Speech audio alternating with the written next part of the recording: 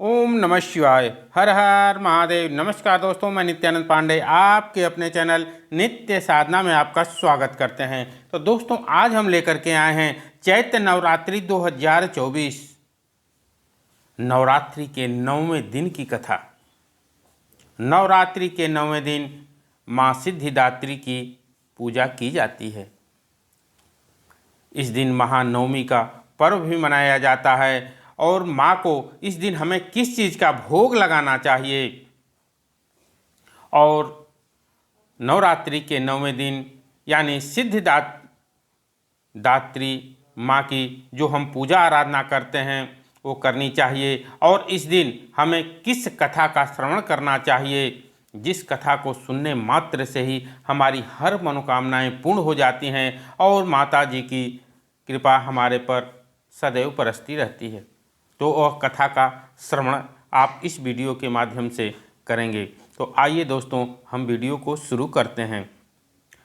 माँ दुर्गा के 9वीं शक्ति का नाम सिद्धिदात्री है। सभी प्रकार की सिद्धियों को देने वाली नवरात्रि के 9वें दिन माँ सिद्धिदात्री की उपासना आराधना की जाती है। तो दोस्तों, इनको हमें क्या चीज़ का भोग लगाना चाहिए? नवरात्रि के 9वें दिन यानी माँ सिद्धिदात्री को भोग में आप हलवा, पूड़ी और खीर का भोग जरूर लगाना चाहिए। आप चाहें तो सेवई का भी भोग लगा सकते हैं, लौकी का खीर भी बना करके और माँ को भोग लगा सकते हैं। माँ को प्रसन्न करने के लिए आपको इस दिन तिल का भोग जरूर लगाना चाहिए। और आपको किस मंत्र का जाप करना चाहिए? तो दोस्तों, इस दिन अगर आप इस मंत्र का जाप करते हैं तो आपकी किसी भी प्रकार की मनोकामना होगी वह पूर्ण हो जाएगी। मंत्र इस प्रकार है: ओम ह्रीं क्लीं चामुंडाय विच्चय नमो नमः। ओम ह्रीं क्लीं चामुंडाय विच्चय नमो नमः। अगर इस मंत्र का जाप कम से कम आप एक माला यानी 108 बार अगर इस मंत्र का जाप अगर करते हैं तो आपकी कोई भी मनोकामना होगी वह पूर्ण हो जाएगी और माँ की कृपा आप पर सदैव बरसती रहेगी। तो आइए दोस्तों, शुरू करते हैं कथा। कथा इस प्रकार है दोस्तों। नवरात्रि के 9वें दिन त्रिदेवों को जन्म देने वाली माँ सिद्धिदात्री की कथा आप श्रवण करेंगे। माँ सिद्धिदात्री 9वीं तिथि यानी महानवमी के नाम से भी जाना जाता है। इस दिन माँ दुर्गा के सिद्धिदात्री स्वरूप की पूजा की जाती है। इनकी उपासना से रोग, शोक, भय, मुक्ति मिल जाती है। यहाँ जानिए माँ सिद्धिदात्री व्रत की कथा आपको इस प्रकार से है। माँ सिद्धिदात्री को माँ दुर्गा का प्रचंड रूप माना जाता है। कहते हैं कि जिस किसी पर माँ की विशेष कृपा रहती है ऐसे लोगों के शत्रु उनके इर्द गिर्द भी नहीं भटक पाते हैं। इसी के साथ कुंडली का 6वां और 11वां भाव माँ सिद्धिदात्री की पूजा से मजबूत हो जाता है। धार्मिक मान्यताओं के अनुसार माँ सिद्धिदात्री की पूजा करने से कोर्ट से संबंधित मामलों में सफलता और दुश्मनों से छुटकारा मिलता है।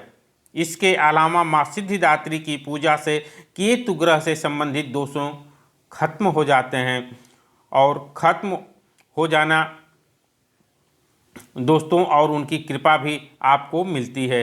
यहाँ जानेंगे सिद्धिदात्री व्रत की जो कथा है। माँ सिद्धिदात्री से जुड़ी हुई जो पौराणिक कथा है दोस्तों, उसके अनुसार जब पूरे ब्रह्मांड में अंधकार छा गया और अंधकार में एक छोटी सी किरण प्रकट हुई, धीरे धीरे यह किरण बड़ी होती गई और फिर इसने एक दिव्य नारी के रूप धारण कर लिया।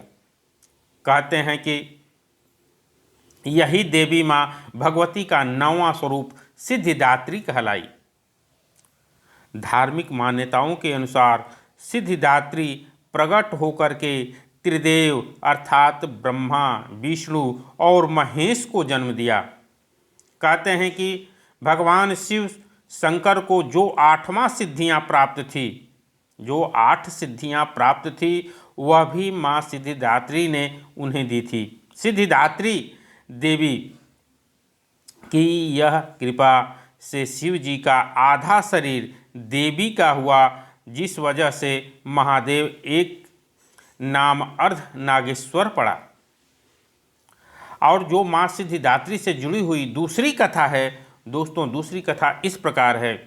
एक अन्य पौराणिक कथा के अनुसार जब सभी देवी देवता महिषासुर के अत्याचार से परेशान हो गए, तब तीनों देवों यानी ब्रह्मा, विष्णु और महेश ने अपने तेज से माँ सिद्धिदात्री को जन्म दिया था। इसके बाद सभी देवताओं ने इन्हें अपने शस्त्र प्रदान किए और माता ने महिषासुर से युद्ध कर उसका अंत कर दिया। तो दोस्तों, इस प्रकार से माँ सिद्धिदात्री की यह दूसरी कथा थी।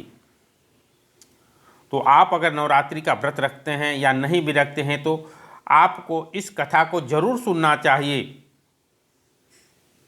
कथा कैसी लगी कमेंट में ज़रूर बताइएगा। कमेंट में जय माता जी लिखना न भूलिएगा। दोस्तों, चैनल को सब्सक्राइब करिएगा। मिलते हैं कुछ ऐसी ही ज्ञानवर्धक कथा के साथ। धन्यवाद।